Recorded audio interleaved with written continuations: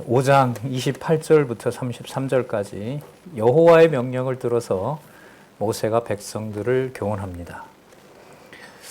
28절에 보시면 여호와께서, 이 주어가 계속해서 반복됩니다. 신명기서의 특징이기도 합니다. 여호와께서 너희가 내게 말할 때 너희의 말하는 소리를 들으신지라. 여호와께서 내게 이르시되 이 백성이 내게 말하는 그 말소리를 내가 들은즉 그 말이 다 옳도다.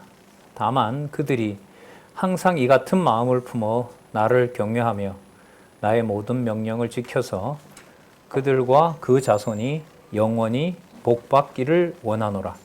29절 말씀이 여호와의 말씀, 그 다음에 여호와의 명령, 여호와를 경외하는 거, 그리고 그 자손들이 영원히 복받는 거, 이 내용이 29절인데요. 이 29절의 내용이 바로 뭐냐면 십계명의 내용이에요. 그러니까 지금 강조하는 것은 여호와 하나님이 말씀하신 것을 여호와 하나님께서 반드시 이루신다. 이루시지 않는 것이 없다. 그것을 지금 알려주는 거라고 보면 됩니다.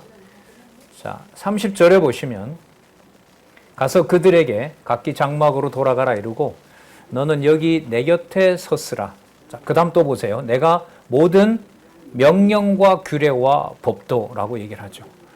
그러니까 여호와께서 말씀하셨다는 것과 명령과 규례와 법도는 같은 말씀이에요. 그리고 그 성격은 저주가 아니라 무엇하기 위한 것이다?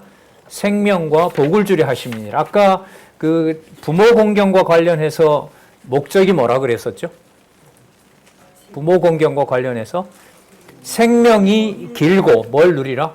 복을 누리리라. 자, 그렇게 보시면 돼요. 그 다음 이게 또 나오거든요. 진짜 신명기 재밌어요. 재밌다라고 하기에는 좀 너무 너무 좀 인간적인 얘기인데 진짜 흥미롭고, 자, 32절에 보시면은요.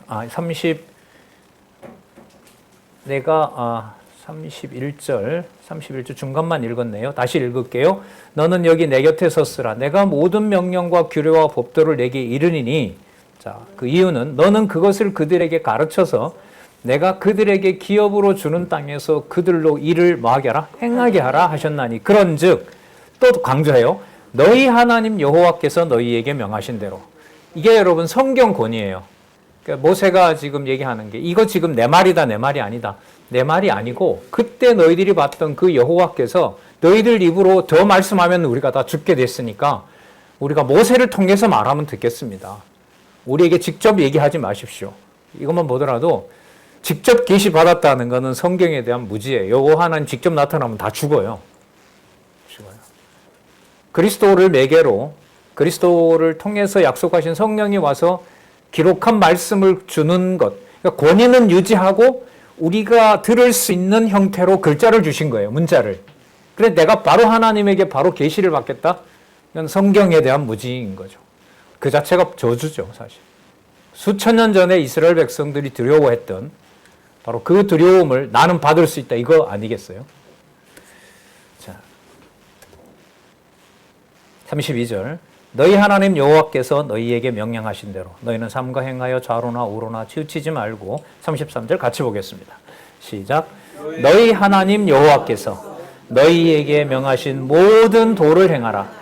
그리하면 너희가 삶을 얻고 복을 얻어서 너희의 얻은 땅에서 너희 날이 장구하리라. 이거 아까 5계명 내용이잖아요. 그러니까 하나님이 부모가 되시고 부모를 통해서 자녀를 낳게 되고 하는 그 모든 내용들이 아까 삶이 생명 아니겠어요? 그래서 뭘 얻는다? 복을 얻는다. 그리고 너희 날이 장구하게 된다. 그럼 장구하게 된다는 게 인간이 오래오래 산다는 걸까요? 지금 계속 강조하는 여호와의 말씀이 영원하다는 말이 될까요? 그 말씀의 통치가 영원한 통치인 거예요. 그럼 그건 문자와 말씀하시는 여호와라는 이런 간극이 있을까요? 없어요? 간극이 있을까요? 없을까요? 없는 거예요. 그래서 여러분, 기록한 문자가 인간들이 이 땅에서 보는 문자지만 성경신학에서는 그게 말씀론의 본질은 아니에요. 그 말씀은 태초부터 계셨던 바로 그리스도께서 모든 우주 만물의 통치자가 되시는 사건이 바로 말씀인 것이고요. 그 말씀이 성취되는 거고 그 말씀의 영광이 드러나는 것이고 그걸 이스라엘 백성들처럼 우리는 못 듣습니다. 더 보면 우리가 죽을 것 같습니다. 안 그렇게 해서 여러분 캄캄한데 3일 가두어 놓고 엄청난 광음과 함께 어떤 목소리가 여러분 3일 동안 울린다고 생각을 해보세요. 그걸 누가 들을 수 있겠어요? 듣다가 기절하지. 같은 데 보면 취조실에 그 형사가 집어넣어 놓고 암흑을 만들어 놓고 확성기를 틀어서 무서운 소리 내면은 듣자마자 기절해 버리잖아요. 예를 들면. 그런 일들이 애굽에서 흑암이 3일 동안 장자 죽이기 직전에 일어났던 그 표적이었거든요. 살 수가 없는 거예요. 그럼 여러분 그게 더 무서운 걸까요? 기록한 말씀을 통해서 하나님께서 심판하시는 것이 더 구체적인 심판일까요? 후자인 거죠. 그래서 우리가 공부하러 왔다라는 것은 현상적인 거고요. 하나님께서 이스라엘 백성을 불러서 때로는 심판도 하시고요.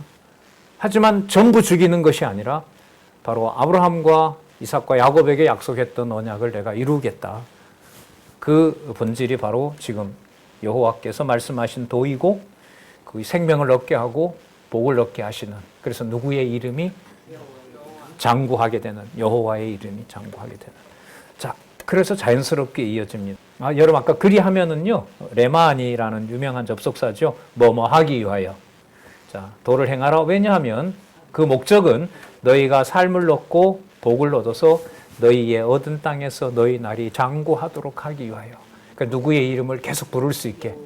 그러니까 나타나면 두려워서 죽을 것 같은데 모세를 통하여 기록한 말을 계속 들려줌으로 여호와 이름을 자유롭게 부를 수 있는, 이게 엄청난 복이라고 할 수가 있죠. 율법을 주신 목적이 이제 6장에서 말씀하고 있는데, 목적은 간단하게 말씀드리면 대대손손 여호와를 경외하는 의로운 백성이다라는 걸 알려주려고.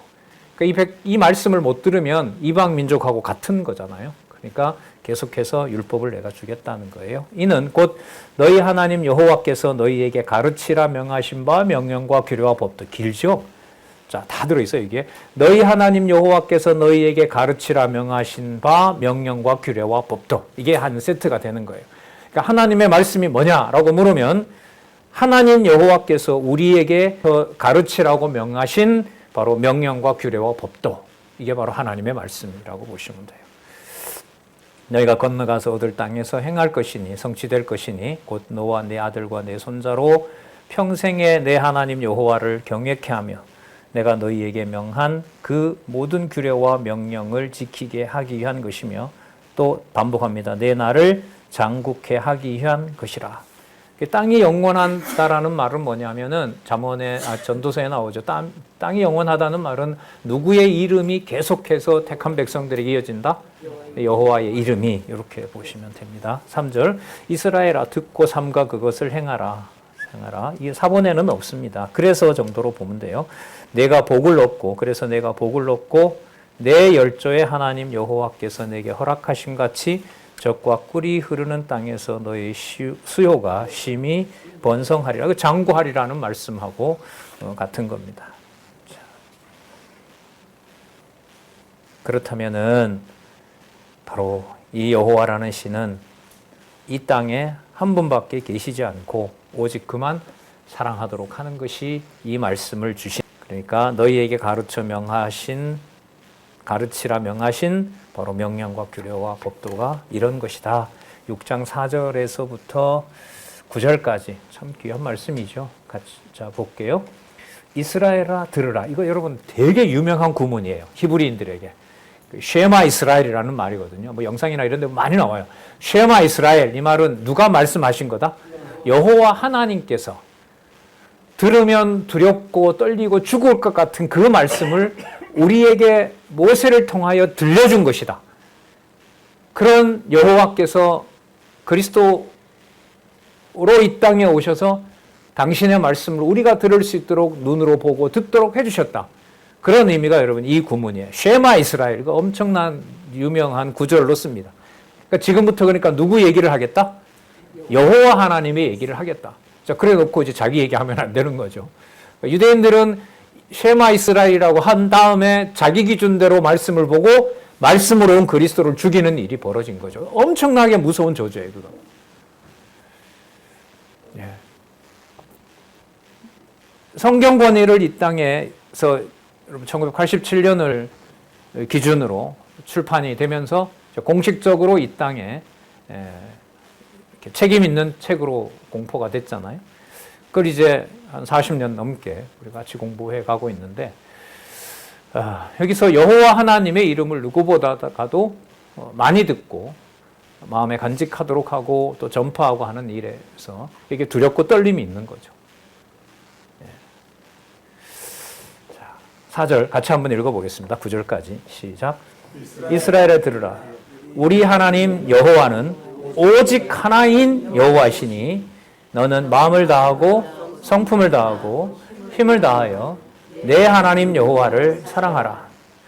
오늘날 내가 네게 명하는 이 말씀을 너는 마음에 새기고 내 자녀에게 부지런히 가르치며 집에 앉았을 때에든지 길에 행할 때에든지 누웠을 때에든지 일어날 때에든지 이 말씀을 강론할 것이며 또 너는 또 그것을 내 손목에 매어 기호를 삼으며 내 미간에 붙여 표를 삼고 내 집 문설주와 바깥 문에 기록할지니라. 그 양피를 발랐던 바로 그 문설주에 무엇을? 여호와의 말씀을 붙여 놓으라고 얘기를 하는 겁니다. 여기서 말씀을 강론한다는 말이 나오죠.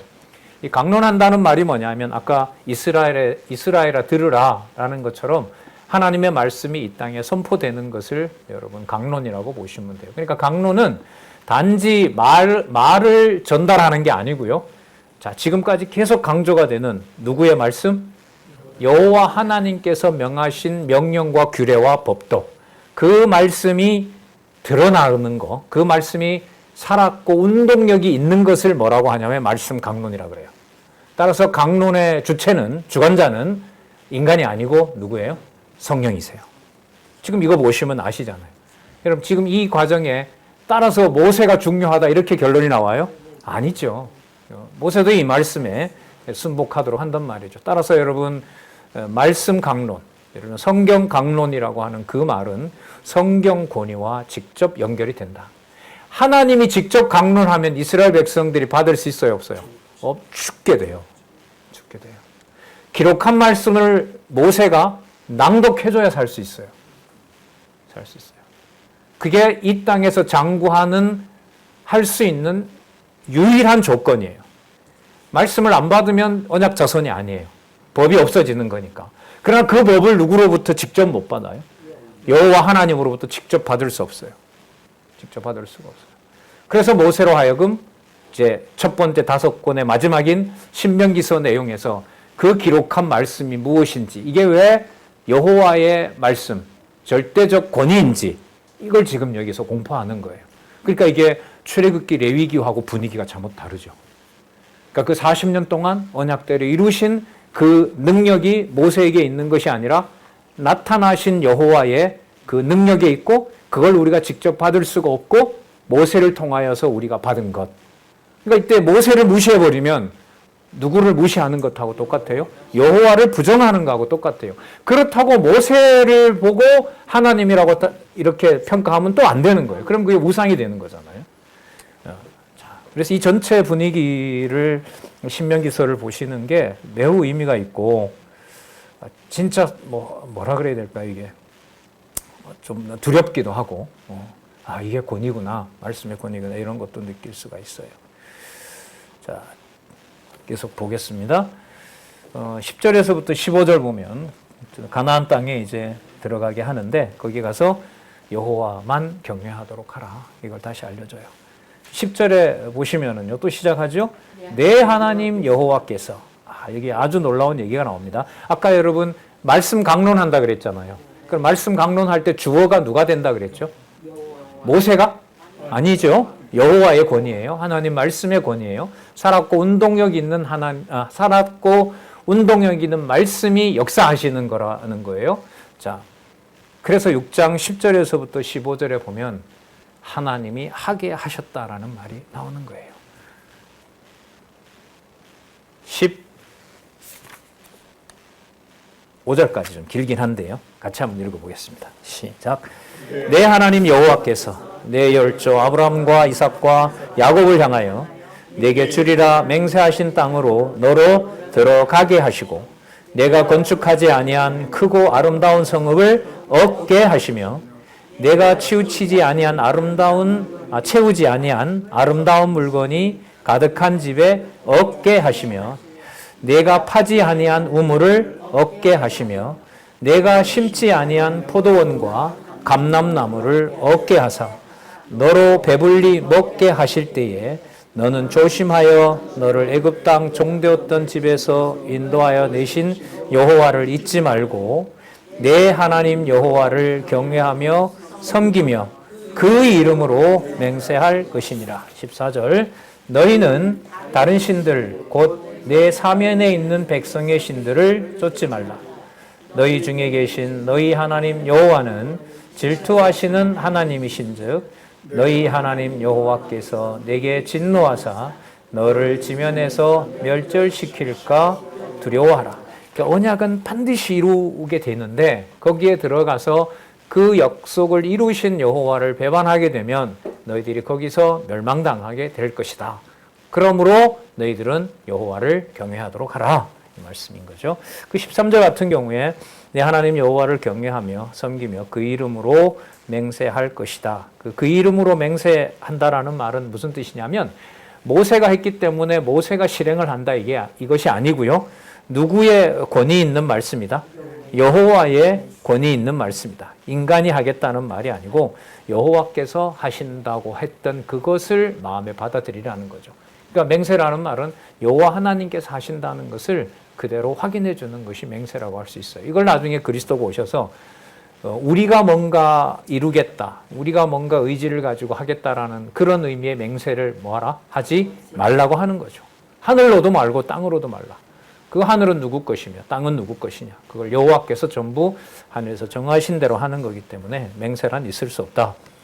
그게 여러분 나중에 그리스도가 오셔서 이루시는 겁니다. 16절에서부터 19절에 보면 후일에 태어날 자손들에게도 여호와를 경외하게 함으로써 그들이 여호와의 이름을 부르는 의로운 백성이다라는 걸 이미 확정을 해주세요. 16절에 보시면 너는 마사에서 시험한 것 같이 출애굽기 17장에 있었던 거죠. 그 무럽다고 원망해서 모세가 말로 하라 그랬는데 가서 열받아서 반석 친 거 있잖아요. 그렇게 하지 말고 너희 하나님 여호와를 시험하지 말고 그러니까 물을 줄까 안 줄까를 시험한 게 아니고 이때 시험은 여호와 하나님이 언약한 대로 이루신다라는 그걸 모세가 훼손시킨 거죠. 이스라엘 백성들에게. 자, 근데 그걸 여호와를 시험했다라고 얘기를 하는 겁니다. 너희 하나님 여호와께서 너희에게 명하신 명령과 증거하신 것, 증거와 이렇게 하시면 돼요. 규례를 삼가 지키며. 여러분 이게 또 하나의 그 말씀에 대한 규정이에요. 말씀이란 뭐냐면 말씀 강론이라고 했을 때 그 말씀은 너희의 하나님 여호와께서 너희에게 명하신 명령과 증거와 규례 이게 주어라는 거죠. 하나님의 말씀은 살았고 운동력이 있어. 말씀이 운동하잖아요. 좌우의 어떤 날선검보다 예리하여 이렇게 해서 그 앞에서 상관하시는 자의 벌거벗은 것 같이 모두 드러내리라. 그게 바로 하나님 말씀의 권위고 드러났을 때 그 말씀을 이스라엘 백성은 감히 받아낼 수가 없는 거예요. 그래서 지금 모세로 하여금 그 말씀을 듣게 하시는 거죠. 18, 19절 여호와 보시기에 정직하고 선량한 일을 행하라. 도덕적인 기준이 아니고요. 하나님 말씀을 진리로 받아들이고 그 하나님의 말씀을 받아들이는 것이 그것이 선이 되는 겁니다. 행하라. 자, 그리하면은 또한 목적어입니다. 이것도 무엇을 하기 위하여. 왜냐하면 내가 복을 얻고 여호와께서 내 열조에게 맹세하사 내 대적을 모두 내 앞에서 쫓아내리라 하신 아름다운 땅에 들어가서 그것을 얻게 되도록 하기 위함이라. 자, 끝에 보면 누구의 말씀과 같으니라? 여호와의 말씀과 같으니라. 그래서 신약에 여러분 이 표현을 구약의 많은 근거를 소개하면서 기록한 게 히브리서잖아요. 유대인을 대상으로 했을 때 그때 이 말씀의 성격을 그렇게 풀잖아요. 하나님의 말씀은 살았고 운동력이 있어. 신명기의 이 전체 기록하고 무관하지 않죠. 4장 12절, 13절 말씀의 근거를 찾아라려면 신명기 예를 들면 5장에서부터 8장 전체, 5장에서부터 11장, 더 나가면 신명기 전체, 누구의 주어가 계속해서 반복하기 때문에 너희의 하나님 여호와께서 너희에게 명하신 명령과 규례와 법도, 그게 살았고 운동력이 있는 하나님의 말씀이죠. 베드로전서 1장 23절 우리 얼마 전에 봤잖아요. 베드로전서 1장 23절에 보면 뭐라 나오죠? 하나님의 살아있는 영원한 말씀, 같은 말씀인 거죠. 예수님은 또 한 단어로도 아까 얘기했다 그랬죠. 요한복음 5장 39절 너희가 성경에서 영생인 거죠. 영원한 생명의 말씀, 생명을 보장해 주는, 다 같은 맥락에서 이해를 할 수가 있어요. 여호와의 말씀과 같으니라. 모세 말이 아니다. 인간이 기록한 문체가 아니다. 이렇게 되는 거죠. 왜냐하면 하나님이 시작하신 말씀을 하나님이 기록한 거기 때문에 그 기록을 모세가 받아서 기록했을 기자일 뿐이지 그 말씀의 원저자는 여호와 하나님이다. 따라서 이 말을 다른 이방인들의 가르침하고 절대로 섞지 마라. 그걸 하나님의 말씀의 권위가 성취해 가시는 거죠. 예. 여러분 그 사건 잘 아시죠? 그 사울 왕 시대 때 블레셋에게 패한 다음에 하나님의 법궤가 탈취당하잖아요. 그런데 그 탈취당한 법궤가 다니면서 어떤 일이 벌어지죠? 블레셋을 쑥대밭으로 만들죠. 이쪽은 블레셋의 법궤까지 탈취당했으니까 사울 왕을 비롯해서 사무엘까지 그 백성들이 얼마나 두려워하겠어요. 여호와의 법궤까지 빼앗겼으니까. 그런데 그 법궤가 블레셋 땅을 다니면서 블레셋의 종기가 나게 하고 그 땅을 그냥 쳐서 심판하고 계시는 거죠. 여호와께서 보호를 하신단 말이죠. 그게 바로 여호와의 말씀인 거예요. 그러다 보니 이제 그런 아이디어가 오는 거죠. 그러면은 신약교회 역사나 세계 역사라는 게 문자 기록 이후에 생긴 역사적 사건들, 사실들은 여호와의 말씀의 권위를 세우려는 역사적인 맥락에서 이루어지는 거구나. 그런 힌트가 생겨서 이제 그런 거로 좀 보고 있는데 매우 흥미로운 부분들이 많습니다. 자, 6장 20절에서부터 25절까지 나중에 자손들에게 율법을 주신 목적을 가르치라고 얘기를 합니다. 율법을 주신 목적은 누구 경외하는 거죠? 여호와를 경외하는 거죠. 자, 볼게요. 20절에 후일에 내 아들이 물어요. 자, 여기 또 나옵니다. 우리 하나님 여호와의 명하신 증거와 말씀과 규례와 법도. 이게 여러분 주어예요. 살았고 운동력이 있는 말씀이 주어가 되는 거하고 똑같아요. 하셨죠? 예. 자, 너는 내 아들에게 이르기를 우리가 옛적에 애굽에서 바로의 종되었더니 여호와께서 권능의 손으로 우리를 애굽에서 인도하여 내셨더니 곧 여호와께서 우리의 목전에서 크고 두려운 이적과 기사를 애굽과 바로와 그 온 집에 베푸시고 우리 열조에게 맹세하신 땅으로 우리에게 주어 들어가게 하시려고 우리를 거기서 인도하여 내시고. 자, 24절부터 25절까지 같이 읽어보겠습니다. 시작. 여호와께서 우리에게 이 모든 규례를 지키라 명하셨으니 이는 우리로 우리 하나님 여호와를 경외하여 항상 복을 누리게 하심이며 또 여호와께서 우리로 오늘날과 같이 생활하게 하려 하심이라. 25절. 우리가 그 명하신 대로 이 모든 명령을 우리 하나님 여호와 앞에서 삼가 지키면 그것이 곧 우리의 의로움이 되니라. 그 조건문 없습니다. 그냥 우리 하나님 여호와 앞에서 삼가 지키는 것이 이렇게 됩니다. 말씀을 지키는 것이 우리의 무엇이라? 의로움이라. 그럼 이 말씀 속에는 복도도 있고 저주도 있죠. 그럼 저주 받는다 하더라도 그게 우리의 뭐가 된다는 거죠? 의로움이죠. 왜? 그 저주를 통해서 언약 전체가 사라지는 것이 아니라 누구의 이름만 남으니까.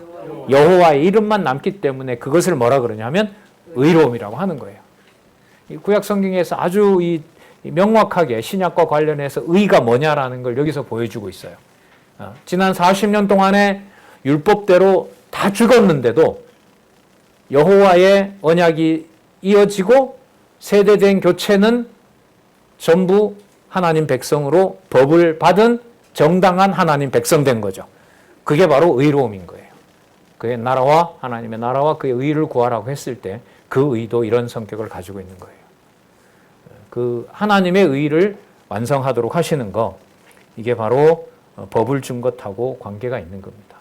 쉬운 예를 들면, 여러분, 대한민국에 있는 어떤 이제 사람이 큰 범죄를 저질러서 대한민국 형법에 따라서 그 사람이 사형을 당했어요. 그 사람이 대한민국 국민입니까? 아닙니까? 국민이죠. 그러니까 뭐와 상관없이 그 사람을 대한민국 국민으로 인정해요? 행위와 상관없이. 그게 법이에요. 이게 좀 이해가 된다면 이게 바로 여러분 의로움이에요. 의로움이에요. 예. 그리고 법의 권위는 어느 개인이 가지고 막 쓸 수 있는 거예요? 아니에요? 아니죠. 마찬가지로 하나님의 법을 모세가 받았다고 해서 모세가 관리자로 두면 안 되는 거예요. 하나님의 말씀에 가지는 권위가 지금 여기에서 아주 중요한 개념이 나왔다고 봐요. 우리의 의로움, 이 의로움이 조금 전에 나왔던 걸 사용하면 20절에 우리 하나님 여호와께서 명하신 증거와 말씀과 규례와 법도, 이게 바로 우리의 의로움과 직결되는 겁니다. 그러니까 하나님의 말씀의 권위가 아니면 의를 말할 수 있는 것은 없습니다. 자,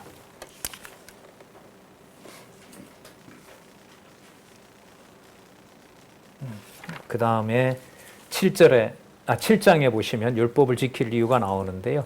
7장 내용을 좀 간단하게 말씀드리면, 따라서 들어가서 다른 이방 민족들의 우상을 섬기지 말라. 여호와의 이름을 훼손하는 것이다 라는 게 바로 7장의 설명입니다. 자, 먼저 11절까지 택해서 맹세를 지키사 가나안 땅을 주시기 때문이다 라고 얘기를 합니다. 지킬 이유가 뭐냐면 7장 1절 내 하나님 여호와께서 너를 인도하사 내가 가서 얻을 땅으로 드리고 내 앞에서 여러 민족 헷 족속, 기르가스 족속, 아모리 족속, 가나안 족속, 브리스 족속, 히위 족속, 여부스 족속 곧 너보다 많고 힘이 있는 7 족속을 쫓아내실 때에, 이 말은 쫓아내신다는 약속이죠. 뭐 할 때에, 그때. 그래서 앞으로 신명기서를 읽을 때 중요한 접속사가 나옵니다. 그때에. 그때라는 말은 누가 언약한 것을 이루셨을 때, 여호와께서 우리에게 말씀하신 명령과 규례와 법도가 이루어졌을 때에, 이 말이에요. 그게 어디에 접속사로 똑같이 등장하냐면요, 마태복음에 그때에 예수께서. 그러면 누가 봐도요, 그 헬라어긴 하지만은 어떤 유대인이라도 마태복음을 딱 보면 이거는 어디에 기록한 방식으로 쓰인 거예요? 이서에. 그때에. 그래서 뭐 굳이 신학에서는 그 때를 나누잖아요. 시간 이름 우린 같이 영어로 타임이라고 하지만은 헬라어는 뭐 크로노스, 카이로스 이런 게 있어요. 크로노스 같은 경우에는 바로 몇 년, 몇 월, 며칠 이런 거고요. 40년. 카이로스는 바로 하나님이 정하신 때. 시간 개념이 두 가지가 있다. 근데 뭐 분리될 수는 없죠. 하나님이 정하신 때가 됐기 때문에 몇 년, 몇 월, 며칠에 그 사건이 일어난 거죠. 그 구분을 할 성질은 아니에요. 하나로 봐야 될 것 같아요. 그래서 여러분 여기 보시면은 때가 나오죠.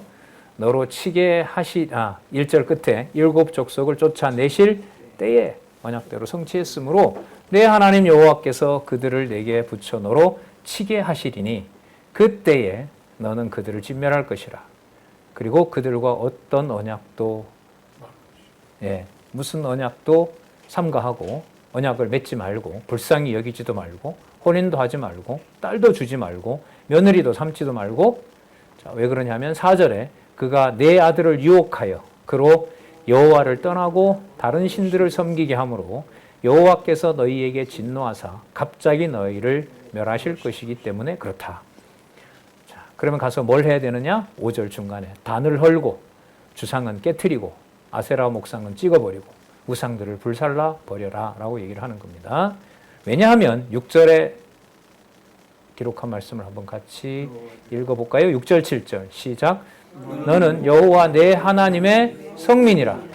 내 하나님 여호와께서 지상 만민 중에서 너를 자기 기업의 백성으로 택하셨나니 여호와께서 너희를 기뻐하고 너희를 택하심은 너희가 다른 민족보다 수요가 많은 연고가 아니라 너희는 모든 민족 중에 가장 적으니라. 가장 적으니라. 그러면 왜 자기 기업의 백성으로 택하셨냐 하면요. 8절 놀랍습니다.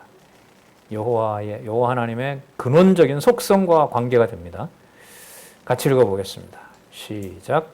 여호와께서는 다만 너희를 사랑하심을 인하여 또는 너희 열조에게 하신 맹세를 지키려 하심을 인하여 자기 권능의 손으로 너희를 인도하여 내시되 너희를 그 종되었던 집에서 애굽 왕 바로의 손에서 속량하셨나니. 자, 9절. 자, 시작. 그런즉 너는 알라. 오직 내 하나님 여호와는 하나님이시요 신실하신 하나님이시라. 그를 사랑하고 그 계명을 지키는 자에게 천대까지 그 언약을 이행하시며 인애를 베푸시되 계속 그를 미워하는 자에게는 당장에 보응하여 멸하시나니. 여호와는 자기를 미워하는 자에게 지체하지 아니하시고 당장에 그에게 보응하시느니라. 그런즉 너는 오늘날 내가 네게 명하는 명령과 규례와 법도를 지켜 행할지니라. 그러니까 앞에 1절에서부터 10절은 한마디로 요약을 하면 내가 네게 명하는 명령과 규례와 그 법도를 내가 지키게 할 것이고 그 땅에 들어가서도 그 법이 집행되도록 할 것이고 그 집행되도록 할 때 이방 민족과 함께하는 자는 함께하지 않는 자는 복을 주고 그렇지 않는 자는 내가 벌을 주겠다. 당장에 보응한다. 이건 번역에 좀 문제가 있어요. 우리 옛날 쓰던 바른 성경에 보면 바로 지체하지 않고 곧 이런 말을 얘기를 합니다. 아까 여러분 3, 4대에 징벌한다 그랬죠. 범죄했을 때. 그러나 은혜를 베풀 자들에게는 천대까지. 그러니까 이렇게 되는 거죠. 역사적으로 보면 북쪽 이스라엘이 수도도 옮기고 수도 옮긴 다음에 사마리아에 가서 자기 멋대로 성전 짓고 성전은 거기 지으면 안 되잖아요. 그렇죠? 예루살렘에 지어야 되는데. 그리고 레위 지파가 가지 않으니까 제사장도 자기 마음대로 뽑고 그 선지자들도 자기 마음대로 세우고 그렇게 해서 이탈한 거잖아요. 그렇게 해서 십계명을 어기게 되고 거기에서 뭐 해버렸습니다. 멸망시켜버렸죠. 멸망시켜버렸어요. 그러나 그리고 똑같이 남쪽 유다도 예루살렘에 성전이 있고 선지도 보내주고 말씀도 거기 있는데 남쪽 유다도 거기서 더 많이 범죄했다 그러죠. 북쪽 이스라엘보다 더 많이 범죄를 해서 결국 누구에게 망하죠? 바벨론 제국에게 망합니다. 그런데 돌아올 때 선지자들도 돌아오고요. 예를 들면 에스라, 느헤미야 같은 사람이에요. 에스라를 그동안 다니엘 같은 사람이고 다니엘은 10대 때 가서 바벨론이 망한 페르시아 제국 때까지 살아서 예언을 써요. 계속 누가 있는 거예요? 70년 동안. 다니엘이 국무총리가 되잖아요. 총리가 된단 말이에요. 2인자가 되니까 말씀도 주고 70년 동안 보호하는 역할도 하고 페르시아 시대 때는 모르드게가 총리가 되어서 페르시아 제국 때도 보호를 해주고 그런데 그거보다 더 중요한 게 계속 누구를 보내줘요? 선지자들을 보내서 말씀을 보내주는 거예요. 그러니까 3, 4대 몇 단계를 거치면서 범죄한 백성에 대해서 반드시 뭐 하세요? 심판하세요. 하지만 심판하는 과정에서도 택한 유대민족에게는 계속해서 뭘 보여요? 천대까지 여호와의 말씀을 전해주는 거예요. 그게 영원한 생명인 하나님의 말씀을 끊임없이 지속적으로 받도록 하는 하나님의 복이라고 할 수가 있죠. 그래서 내가 내게 명하는 명령과 규례와 법도를 지켜 행할지니라 약속이라고 할 수 있죠. 그러므로 약속의 땅에 들어가서 너희들이 그 땅을 얻게 될 때 거기에서 하나님이 주시는 그 법을 행하고 거기에서 하나님이 베푸시는 인애를 받고 또 이방 대적에 대해서는 어떤 긍휼함도 보이지 말고 전부 진멸하도록 하라. 그게 12절에서부터 16절까지입니다. 너희가 이 모든 법도를 지키고 듣고 지키고 행할 때에 이런 말입니다. 행함으로 이렇게 번역하면 돼요. 내 하나님 여호와께서 내 열조에게 맹세하신 언약을 지켜 내게 뭘 베풀 것이라? 인애를 베풀 것이라. 여러분 아까 7장 8절에 무슨 어떤 말씀이 있었냐 하면 여호와께서 다만 너희를 뭐 하심으로? 사랑하심을 인하여 또는 너희 열조에게 무엇을? 맹세를 지키려 하심. 그러니까 여호와의 맹세와 여호와의 사랑은 변함이 없어요. 그럼 여호와의 맹세의 증거가 뭐냐 하면 모세를 통하여 준 명령과 규례와 법도인 거예요.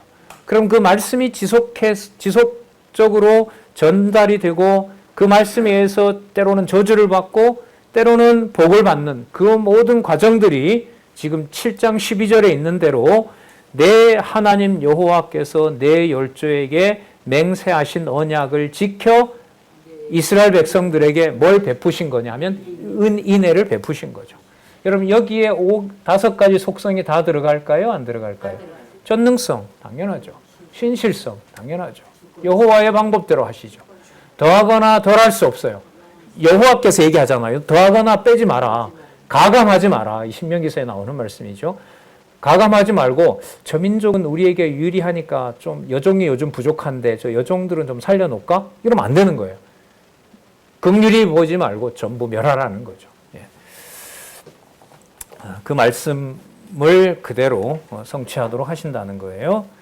인애를 베풀 것이며 13절 곧 너를 사랑하시고 복을 주사 너로 뭐하게 하시되 번성케 하시되. 그러니까 이게 다 붙어 있어요.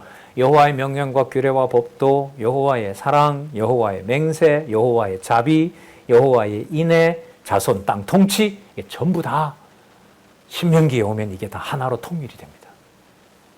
그래서 출애굽기 19장에서부터 레위기까지 줬던 첫 번째 시내산 언약이 40년 지나서 자손 언약이 완성되고 땅은 정복이 시작할 때 그 가나안 땅에 들어갈 거룩한 백성의 준비를 여호와께서 완성해 놓으신 내용이 제가 볼 땐 신명기서예요.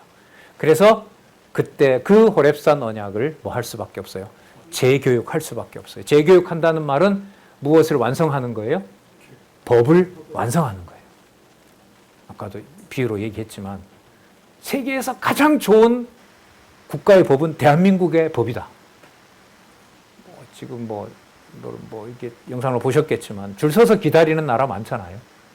가까운 일본도 한국으로 오겠다고 하고, 북유럽 복지 국가의 천국이었던 북유럽도 한국 이민자들이 있고요. 특히 그 이슬람 여자들, 이슬람의 그 아가씨들이 한국에 유학을 와서 정착하는 사람도 많아지고 있고요.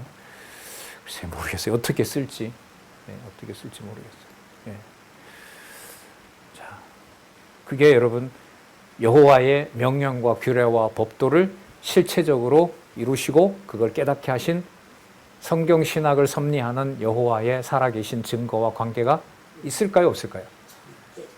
절대적으로 있어요.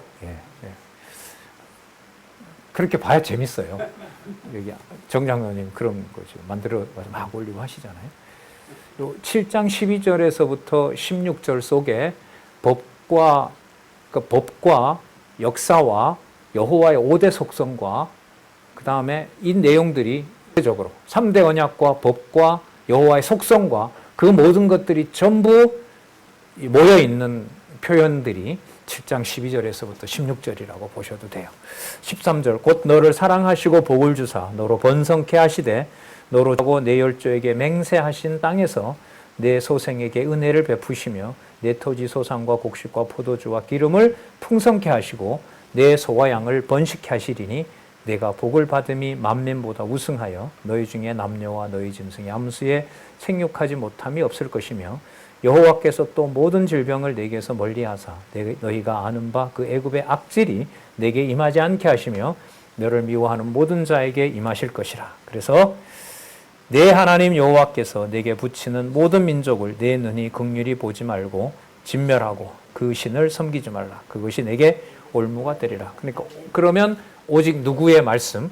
모세를 통하여 너희들에게 전해준 명령과 규례와 법도 거기에 드러나는 여호와 하나님의 말할 수 없는 속성들, 영광만 바라보게 할 것이다 라는 약속을 과거로 해석하면서 미래에 대한 약속을 해주고 계시는 겁니다. 그러니까 여기 보시면 아까 13절 하나님 사랑, 그 다음에 복, 자손, 번창, 땅 정복 그 모든 것들이 전부 이 속에 드러나고 있다고 할 수가 있겠죠.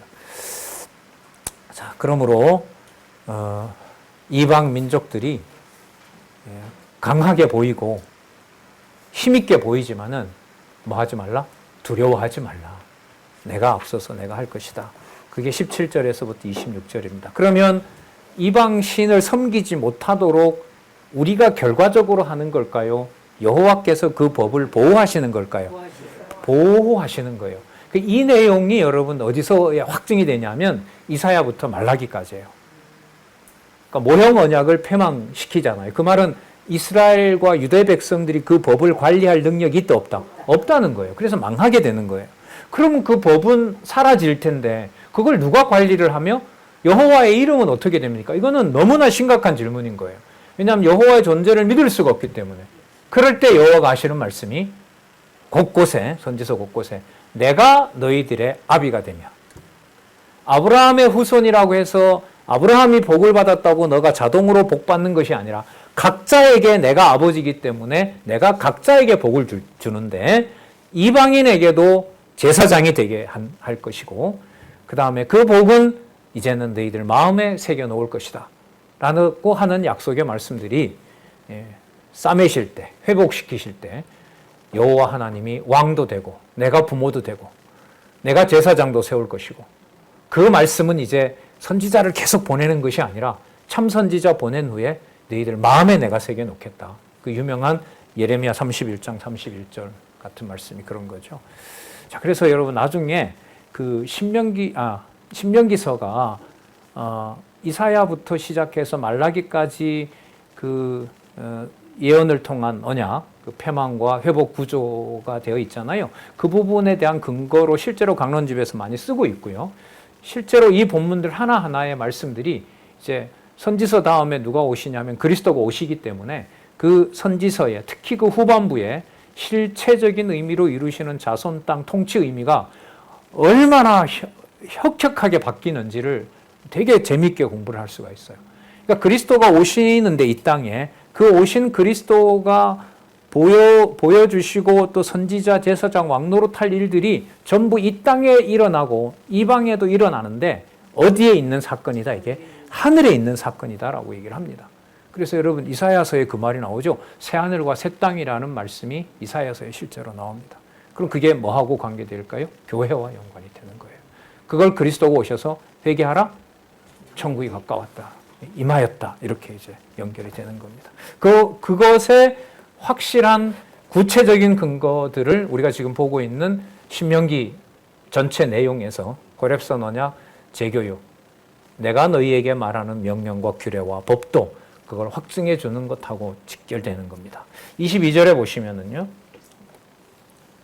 17절부터 보겠습니다. 안 봤죠? 자, 이제 들어갔어요. 번성합니다. 혹시 내가 심중에 이르기를, 심중에 여러분 마음에 이게 내가 의도해서 생깁니까? 생겨나는 겁니까? 그러니까 내 능력으로 했어. 이걸 내가 말하기 때문에 된 건가요? 이미 내 온몸에 그게 몰려올까요? 그렇죠. 심중에 이른다라는 말은 그게 생길 때, 그 말은 네 의지와 상관없이 여호와를 배반하고 싶은 마음이 생긴다 이 말이에요. 이게 심중에 이르기를 이 민족들이 나보다 많으니 내가 어찌 그를 쫓아낼 수 있으리요 하리라마는, 모세가 이제 딱 여호수아가 정복하자 그러는데 정탐꾼을 보낸데 보니까 내보다 키가 2배가 커, 팔도 내보다 2배나 길고, 무기는 뭐 비교도 안 되고 전차도 가지고 있고, 그러면 모세 그 지도자가 자, 언약한 대로 우리가 이제 정복하면 됩니다라고 말은 하지만 속으로 이게 되겠어? 저 사람들 어떻게 이겨? 그게 이제 심중에 말하는 거죠. 예. 성경신학을 그 원로께서 오래전에 예언했잖아요. 이 호크마 하우스와 장안중앙교회가 기독교 유적지가 된다. 아멘? 네. 아멘. 기독교가 된다. 그 속으로 뭐 그래 그렇게 되겠어? 근데 됐잖아요. 아르헨티나에서 맥도날드 교회가 지난주에 봤더니 여러분 영상 식사하면서 우리 그때 남자 성도님들 봤잖아요. 2주 전에 올린 민수기 요약 에스파니아어로 강의한 것을 강의하는 거 우리 지난주에 봤잖아요. 정반대편 아니에요. 예. 진짜. 자, 볼게요. 이 민족들이 나보다 많으니 내가 어찌 그를 쫓아낼 수 있으리요 하리라 마는 그들을 두려워 말고 내 하나님 여호와께서 바로와 온 애굽에 행하신 것을 잘 기억하되. 그래서 기록한 거죠. 자, 19절. 내 하나님 여호와께서 너를 인도하여 내실 때에 네가 목도한 큰 시험과 이적과 기사와 강한 손과 편파를 기억하라. 그와 같이 내 여호와께서 내가 두려워하는 모든 민족에게 행하실 것이요. 다시 내 하나님 여호와께서 또 왕보를 그들 중에 보내어 그들의 남은 자와 너를 피하여 숨은 자를 멸하시리니 너는 그들을 두려워 말라. 너희 하나님 여호와 곧 크고 두려운 하나님이 너희 중에 계심이니라. 다시 내 하나님 여호와께서 이 민족들을 내 앞에서 점점 쫓아내시리니. 여러분 확 쫓아내면 좋아요? 아니면 점점 쫓아내는 게 좋아요? 복을 주려면 확 주는 게 좋아요? 천천히 주는 게 좋아요? 확 주는 게 진짜 복이잖아요. 그런데 확 주게 되면 누구를 확 잃어버릴 수가 있어요? 여호와를 확 잊어버리기 때문에 여호와의 이름을 못 부른다는 거예요. 그게 여러분 그 다음에 나와요. 보세요. 이 민족들을 내 앞에서 점점 쫓아내시리니 확 쫓아내지 않고 너는 그들을 급히 멸하지 말라. 그래서 여러분 사사기가 있는 거예요. 22절 내용이 여러분 사사기예요. 왕 줄 때까지 350년이 지나요. 광야 40년은 여러분 아무것도 아니에요. 그보다 10배에 가까운 시간을 가나안 땅은 점점 사라지고요. 없어요. 사라지고 이방 대적들이 땅의 주인이 되어가는데 왕을 주질 않아요. 사사만 계속 보내는 거죠. 왕 세운다 그러니까 안 된다는 거예요. 안 된다는 거예요. 사무엘 보고 얼마나 때를 씁니까? 왕 세우겠다고. 충분히 세울 수 있다고? 안 된다는 거예요.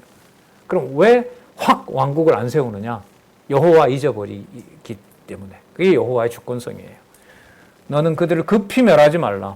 두렵건대 들짐승이 번성하여 너를 해할까 하노라. 채울 백성이 없는데 빈 공간 놔두면 누가 들어와 살아요? 짐승이 들어와 살기 때문에 서서히 몰아낸다는 거죠.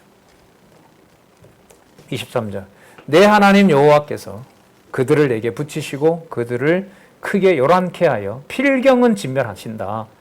그들의 왕들을 내 손에 붙이리니 너는 그 이름을 천하에서 제하여버리라. 그래서 너의 당할 자를 없이 내가 필경은 그들을 진멸하리라. 그러니까 진멸하고 땅 정복과 이것은 약속이 정해진 거예요. 그런데 서서히 이루시는 것은 여호와 하나님의 주권인 거죠. 그러니까 그 주권성과 연관돼서 이제 요즘 여러분들이 그런 말씀드리죠. 그 주권성이 누구 이름을 부르기에 가장 좋은 상황이다? 여호와의 이름을. 오늘 기록한 말씀으로 보면 여호와 하나님의 명령과 규례와 법도를 성취하기에 가장 좋은 방법이 바로 그 사건인 거죠.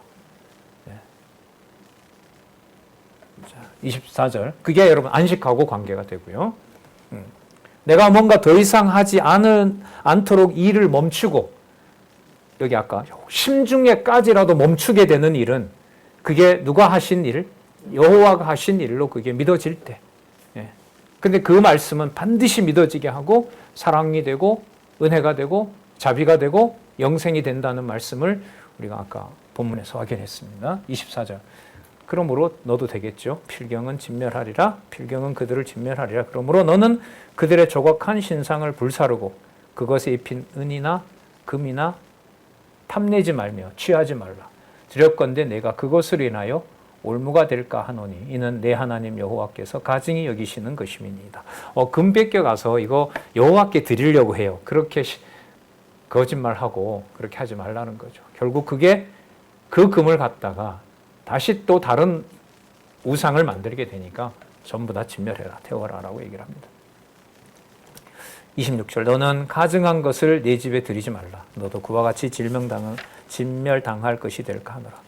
너는 그것을 극히 꺼리며 심히 미워하라. 그것은 진멸당할 것임이라. 그 다음에 8절에 보시면 백성이 뭐 할 일이 나타나죠? 자, 삼가할 일은 하지 않게 하신다는 말이거든요. 하지 않게 한다는 거예요. 그러면 여기 삼가한 내용이 여러분 지금 이게 새로 태어난 백성들이 40년 광야 생활을 보고 자란 세대잖아요. 그러면 이때 백성이 삼가하도록 하신 일을 40년 전에 받았던 그 말씀에 따라서 40년 동안 세대 교체하면서 잘 들으세요. 여호와께서 자신의 영광과 자신이 준 그 복을 관리하기 위해서 40년 동안 세대 교체하게 한 것이 백성들이 여호와만 경외하도록 다른 일을 하지 못하도록 삼가하게 한 일입니다. 그래서 8장에 백성이 삼가할 일은 뭐냐면 과거 40년 동안에 여호와만 섬기고 여호와의 이름을 오직 여호와의 이름만 드러나도록 여호와께서 이스라엘 백성들을 뭐하게? 삼가하게 한 일이고 앞으로도 이 법이 완성됐기 때문에 들어가서 뭐하게 할 것이다? 삼가하게 할 것이다. 그러니까 세상 일을, 우상을 만드는 일을 삼가하게 하고 지금 완성해 놓은 법만 실천하도록 하는데 목적이 있다. 그럼 삼가하게 하는 방법이 우리는 이미 충격적으로 살펴봤었어요. 삼가하게 하는 방법이 약속은 진행이 되면서 뭐 하는 방법이었어요? 1세대들을 다 멸하는 방법이었죠. 뭐 굳이 옛사람과 새사람을 얘기하지 않더라도 너무 당연한 얘기고요. 옛사람을 죽이고 새사람을 양육시키는 것하고 관계가 되는 겁니다. 그러니까 실체가 우리의 내면의 성령에 의해서 여호와 하나님께서 주신 명령과 규례와 법도가 그리스도가 약속하신 성령께서 우리의 신비에 다 확보하고 있기 때문에 그 말씀이 온전히 여호와에게만 영광이 되는 유일한 길이기 때문에 이 지상에 있는 어떤 형체라도 남겨두면 될까요? 안 될까요? 안 돼요. 그러니까 우리 내면에 있는 심령의 그 실체가 진짜 실체이기 때문에 이 땅에 있는 어떤 형체도 남겨두면 안 돼요. 그래서요. 계시록 21장에 가면 처음 하늘과 처음 땅이 뭐 했다고요? 없앤다 그러는 거예요. 사라지는 거예요. 어떤 형체도 남겨둘 수가 없어요. 그리고 우리 본문도 확인했죠. 사도 요한이 그 성전을 보고 싶어서 문을 열잖아요. 마지막 문을 열었어요. 아, 저기에 바로 그 예루살렘이 있는 거구나. 바로 어린 양이 성전 되시고 어린 양이 자신을 드린 저 지성소가 저기 있구나라고 문을 열었어요. 뭐가 있었어요? 어떤 형체가 있었어요? 어떤 형체가 있었어요? 없었어요? 없었어요. 그 형체가 없어요. 하나님의 영광이 가득하더라. 그러면 여러분, 어떤 형체로 대치하지 않도록 법이 완성됐기 때문에 이제부터 가나안 땅에 들어가면 무슨 일이 벌어질까요? 여호와 하나님의 형상을 대체할 만한 것을 남기고 통치하도록 할까요? 없애고 통치하도록 할까요? 그 없애는 기간이 여러분 사사기 350년이에요. 그러면 350년 동안 왕 주지 않는 것이 서서히 몰아내는 과정이었는데 서서히 몰아내는 과정이 누구를 섬기기에 가장 좋은 조건을 만드는 거예요. 그래서 통치 언약을 이루기 위해 가장 좋은 조건이 표현으로 보면 왕이 없으므로 사사기서가 어떻게 끝나죠? 왕이 없으므로 자기 소견에 옳은 대로 행하였더라고 하는 표면적인 현상으로 끝나는 거예요. 그 다르게 말하면은 사사기서의 그 모든 정황이 통치 언약을 이루기에 오직 여호와만 섬기기에 가장 좋은 통치 국가를 만들려고 하는 조건을 350년 동안 만든 거예요. 표면적으로 보면 왕이 없어서 자기 소견대로 행하는 거지만 과정으로 보면 여호와의 이름만 경외하도록 하기 위해서 사사를 12번 보낸다는 말은 사사를 보내지 않으면 누구의 언약이 지켜지질 않아요? 여호와의 언약이 지켜질 수가 없어요. 자, 회복해주면 다시 또 우상 섬겨요. 우상 섬기면 대적에게 맡겨요. 사사기 과정 보면 대적에게 맡기면 약속이 이거 아니잖아요 라고 울부짖어요. 울부짖으니까 사사를 보내요. 사사를 보내셔서 하나님이 승리하게 해요. 승리하게 하면 다시 땅이 회복이 돼요. 땅이 회복되면 다시 뭐 합니까? 다시 범죄해요. 범죄하면 또 죽겠다고 그래요. 그러면 사사 또 보내요. 이게 반복되는 과정이 350년이에요. 결론은 왕이 없으니까 저렇다. 그러면 약속한 대로 내가 왕을 350년 동안 너희들에게 나를 섬기기에 가장 좋은 조건을 만들어서 다시 말하면 8장과 연관을 시키면은 백성들이 여호와를 섬기는 일에 방해가 되는 것들을 뭐하게 한 후에 삼가하게 한 후에 여호와께서는 당신이 주고자 하는 언약을 지키시는 거예요.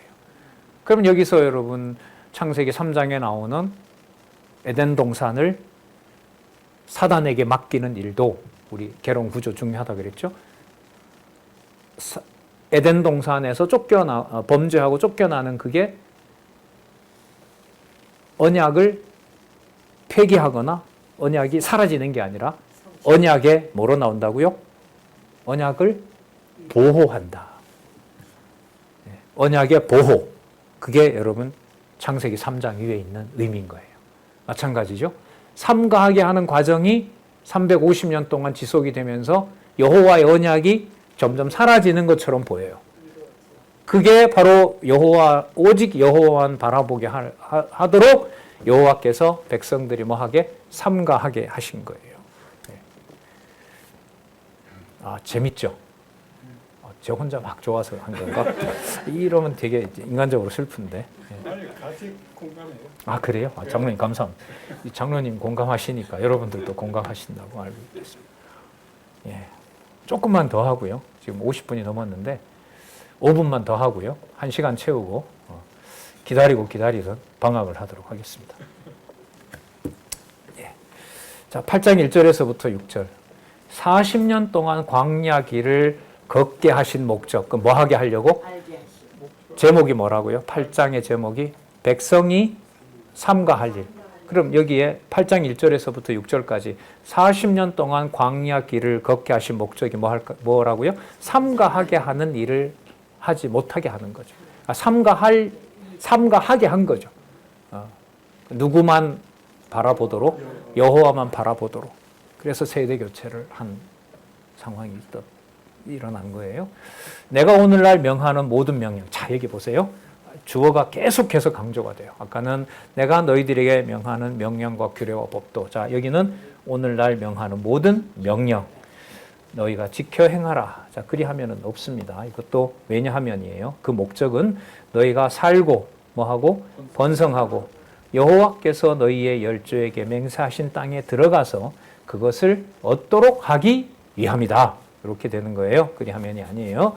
자, 2절. 내 하나님 여호와께서 이 40년 동안에 너로 광야의 길을 걷게 하신 것을 기억하라.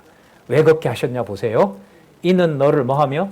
낮추시며 너를 시험하사 내 마음이 어떠한지 그 명령을 지키는지 아니 지키는지 알려하려 하심이라.